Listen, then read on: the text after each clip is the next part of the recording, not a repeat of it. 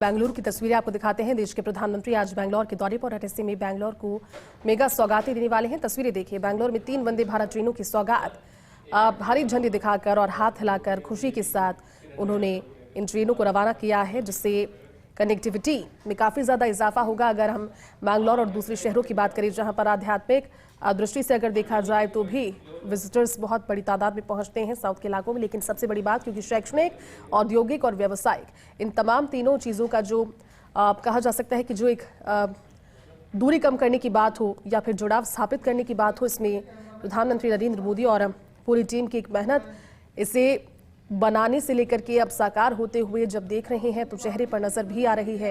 ये कहीं ना कहीं वो सोच थी, वो कोशिश थी जिसके जरिए दूरी को कम किया जाए, समय की बचत हो, क्योंकि समय सबसे ज्यादा मूल्यवान। और ऐसे में वंदे भारत ट्रेन की सौगात बेंगलुरु सहित देश के कई हिस्सों में लोकार्पण शिलान्यास आज बैंगलोर की धरा से। और ये देखिए तस्वीरें कर्नाटक बेंगलुरु से सीधी तस्वीरें समय की, जब हरी झंडी दिखाकर देश के प्रधानमंत्री नरेंद्र मोदी ने इन ट्रेनों को वहां से रवाना किया है।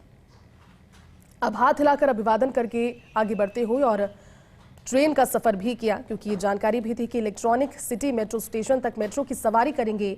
वहां पर अंदर वंदे भारत ट्रेन में बच्चे सवार थे, उनसे भी उन्होंने बातचीत की, उनके एक्सपीरियंसेस को पूछा, किस तरह से फील कर रहे हैं, क्योंकि वंदे भारत की सुविधाएं जो हैं, फैसिलिटीज जो हैं, वो वाकई में जिस तरह की सोच के साथ इसे डिजाइन किया गया है, काफी कंफर्टेबल और दूरी को कम करने के लिए इसे जाना जाता है, जिसकी सौगात आज 3 नई ट्रेनों के साथ प्रधानमंत्री ने दी है।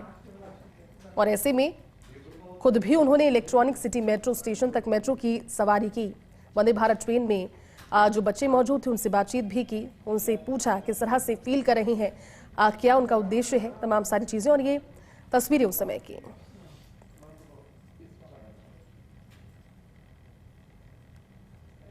तो देखिए, लंबी सौगात, बड़ी सौगात, और ऐसे में दूरी कम होना या फिर लोगों का समय बचना, ये सबसे पहली और सबसे बड़ी सोच थी। इसके उद्घाटन और परियोजना के शिलान्यास को लेकर भी अगर देखा जाए तो बेंगलुरु मेट्रो फेज 3 का शिलान्यास भी आज उनके द्वारा किया जाएगा, जिससे मेट्रो नेटवर्क का दायरा बढ़ेगा।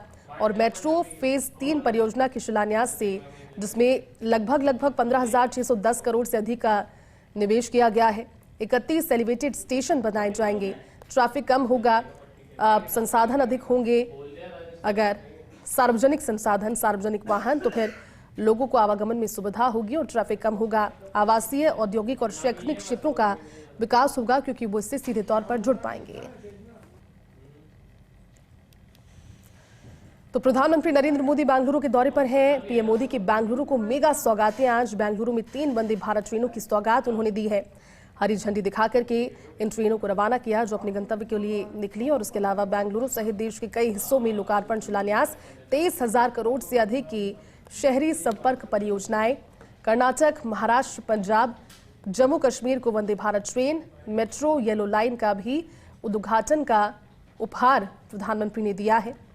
इलेक्ट्रॉनिक सिटी मेट्रो स्टेशन तक मेट्रो की सवारी भी की, जिसमें 7,160 करोड़ का खर्च हुआ। 19 किलोमीटर लंबी मेट्रो लाइन पर इस नई लाइन से बेंगलुरु में मेट्रो नेटवर्क का दायरा बढ़ेगा, लोगों को सुविधा मिलेगी। बेंगलुरु मेट्रो फेज 3 की परियोजना का शिलान्यास भी मौके से। और ऐसे में 15,610 करोड़ से अधिक के खर्च पर 31 एलिवेटेड स्टेशन बनाए जाएंगे, ट्रैफिक कम होगा, आवासीय, औद्योगिक और शैक्षणिक क्षेत्र में विकास होगा, वो इससे कनेक्ट हो पाएंगे।